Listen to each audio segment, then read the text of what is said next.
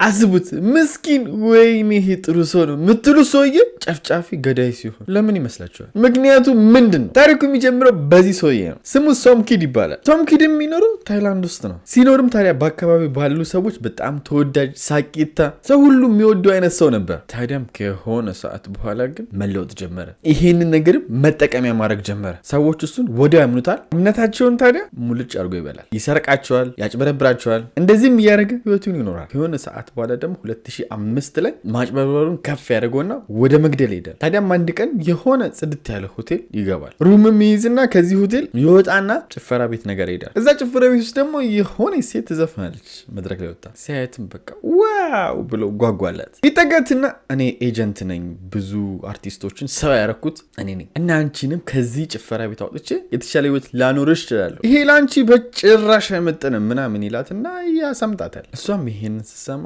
ኦኬ አሪፍ ነው ምናምን ብላ እሻለች እና ሆቴል ይቆረጥኩት አለ እዛ እንዲህ ሲላት ያው በቃ እንግዲህ ድሉን ለመጠቀም ብላ እምቢ አላለችም። ሄደች ሆቴሉ። ልክ እዛ ግን እንደደረሱ እስቲ ነኝ ስላልከው ኤጀንት አስረዳኝ፣ ምን ነው የምትሰራው? ለእኔ አሁን እንዴት ነው የምጠቅመኝ ማለት ጀመረች። እሱ ግን ልውጥ አለባት። ይሄድና ዘሎም አንገቷን ያንቃታል። ምንም እንዳትጮፍን ያደርጋትና የውሃው ገንዳ ውስጥ ይወስዳትና መታጠቢያ ቤት ውስጥ ያለው ገንዳ ውስጥ አፍኖ ጸጥ ያደርጋታል። ከዛም እቃዎቿን ምናምን ይሰራርቅና ጥሎ ይወጣል ማለት ነው። በነጋታው ደግሞ ፖሊሶች ወዲያው መጡ። እዛ አካባቢ ሬሳውንም አገኙት። ሆቴሉ ደግሞ በማስም ነው የተከራየው ሩሙ ብለው ሲያዩ የሶምኪድ ነው። ትክክለኛ ስሙን አገኙ ማለት ነው። ችግሩ ግን ሶምኪድ ስሙን አያዙ እንጂ ተጨማሪ ነገር አላገኙም። ሆቴሎቹ መታወቂያውን ኮፒ አላደረጉም ምናምን ስሙ ብቻ ነው ያለው። ሶምኪድ ደግሞ ታይዋን ውስጥ በጣም የተለመደ ስም ነው። በቃ እዚህ ሀገር ላይክ ናቲ እና ቤቲ እንደሚባለው ማለት ነው። በጣም ብዙ ሶምኪዶች ነው ያሉት ታይላንድ ውስጥ የተለመደና ብዙ በቃ እዛ አካባቢ ዝም ብላችሁ መሀል ላይ ቆማችሁ ሶምኪድ ብትሉ አንድ ሶስት ሰው ታገኛላችሁ ዞር ብሎ ማለት። እናም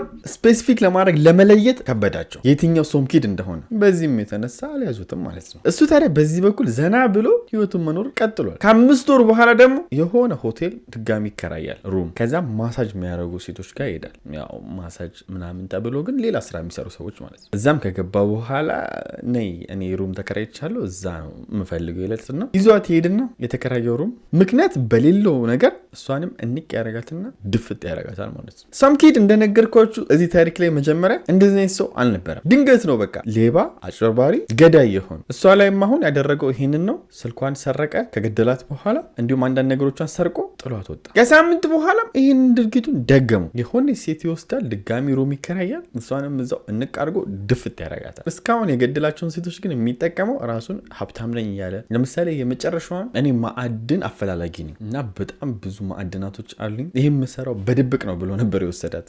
ያው ግን ገደላት እሷ ነው። እነዚህ 3 ድርጊቶች የፈጸመው እዛው ታይላንድ ውስጥ ነው። ግን ቦታቸው በመሃላቸው ቢያንስ የ120 እና 130 ኪሎ ሜትር ርቀት አለ። አንዱ ከተማ ይሄን ያደርጋል፣ አንዱ ከተማ ይሄን ያደርጋል። እዛው ግን ታይላንድ ውስጥ ነው። ይሄ ደግሞ ለፖሊሶች ነገሩን ከባድ ያደርገዋል። አንድ ሰው ነው ብሎ ለማሰብ ማለት ነው። ግን ከአንደኛ ሆቴል ያገኙት መረጃ ምንድነው? ካሜራ ነው። ሆቴሉ የራሱ ሲኩሪቲ ካሜራ አለው። በሱ ካሜራ ሶምኪድን ያዩታል፣ ትክክለኛ ፊቱን ማለት። ታዲያም ይሄን ቪዲዮ ሲያዩ ነው ነገሮች ተቃራቢ እንደሆነ ያወቁት። ማለትም በየ100 ምናምን ኪሎ ሜትሩ የሄደ የሚገላቸው ሴቶች ራሱ እንደሆነ አሰቡ። ይህ ማለት ደግሞ 3 እና 4 ሰው ከገደላችሁ ሴሪያል ኪለር ነው የምትባሉት። እሱም ሴሪያል ኪለር ተባለ ማለት ነው። ሴሪያል ኪለር ከተባለ ደግሞ በሀገሪቷ ውስጥ ትልቅ የሆኑ ላይክ አሜሪካ ላይ ኤፍቢአይ እንደሚባለው እኛ ሀገር የለ እንጃ አላውቅም። ብቻ የኛ ሀገሮችን ተውትና ብቻ በጣም ትልልቅ የሚባሉ ገብቷቸዋል አይደለ? በጣም ለሀገሪቷ ዋና የሚባሉ መርማሪዎች እሱም መፈለግ ይጀምራሉ ማለት ነው። ኬዞቹንም ማየት ጀመሩ። ሶምኪድ ግን በዚህ በኩል በቃ ዘና ብሎ ህይወቱን እየኖረ ነው። እንደውም ሌላ ሴት ለመግደል ሆቴል ይከራያል። እቺንም ሴት ደግሞ የሚያገኛት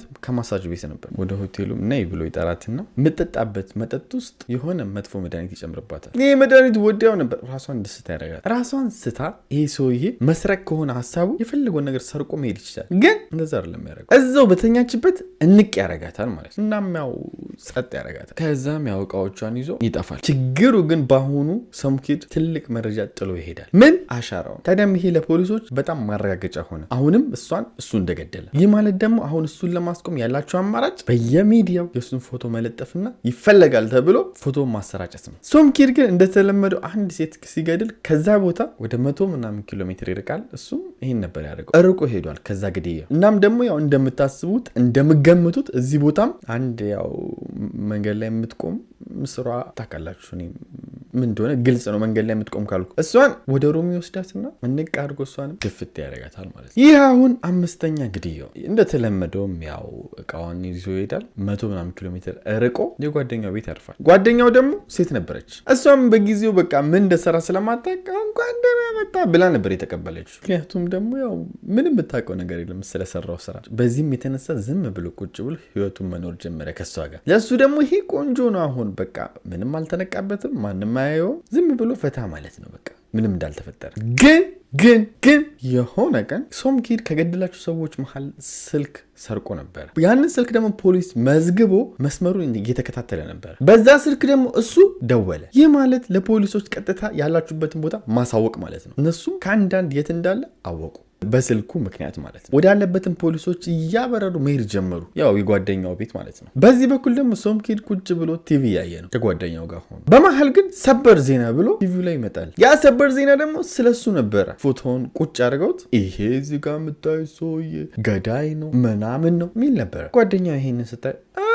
ይሄ ሰውዬ አንተን ይመስላል ስትለው ማ በጅራሽ አረ ይሄ አንቺ ዝም ብሎ ነው በእናትሽ አይመስልም እኔ ምናምን ይላታል። ይሄን ነገር ግን እያወሩ ባለበት ሰዓት ፖሊስ መጥቶ በር ላይ ማንኳኳት ጀመረ። ምንድነው ምናምን ሲባባሉ ብርግድ አድርገው የገቡና ሶም ኪድን ቀጨም ያደርጉታል ማለት ነው። ይሄም ትክክለኛ ፎቶ ነው ሲያዝ በጊዜው። ግን ታሪኩ አላለቀም። ወሰዱት፣ ፍርድ አቆሙት። የተፈረደበትም የእድሜ ልክ እስራት ነበር። ችግሩ ግን እድሜ ልክ አልቆየም። እዛ እስር ቤት ውስጥ 14 ዓመት ብቻ ነው እዛ እስር ቤት ውስጥ የቆየው። ለምን? እስር ቤት ውስጥ ያለውን ጸባይ አይተው ተሻሽሏል ብለው ነበረ ከ14 ዓመት በኋላ የለቀቁት ማለት ነው። ጊዜውም አሁን 2019 ሆኗል። እሱም ደግሞ አሁን እድሜው 55 ዓመት ሆኗል። የሚገርመው ግን በዚህ እድሜው እንኳን ሴቶችን ማማለልና ከሰዎች ጋር መግባባት በጣም ጎበዝ። ለዛም በት ብሎ ይጠብሳል ማለት ነው የሆነች ሴት። ታዲያም ለዚህ ሴት እኔ ሌባ ነኝ፣ እኔ ገዳይ ነኝ፣ እኔ አጭበርባሪ ነኝ አይደለም ያለ፣ ተቃራኒውን የነገራት እኔ የህግ ጠበቃ ነኝ ብሎ ነው የቀረባት ማለት ነው። እሷም ደግሞ እሺ ብላ ነበር ያመነችው። አብሮም መኖር ጀመሩ። እንዲሁም ደግሞ ኑድልስ ካፌ ሁሉ ይከፍታሉ። ታዲያም ግን ከእሷ ጋር ሆኖ ፌስቡክ ይከፍትና ሌላ ሴት ይተዋወቃል።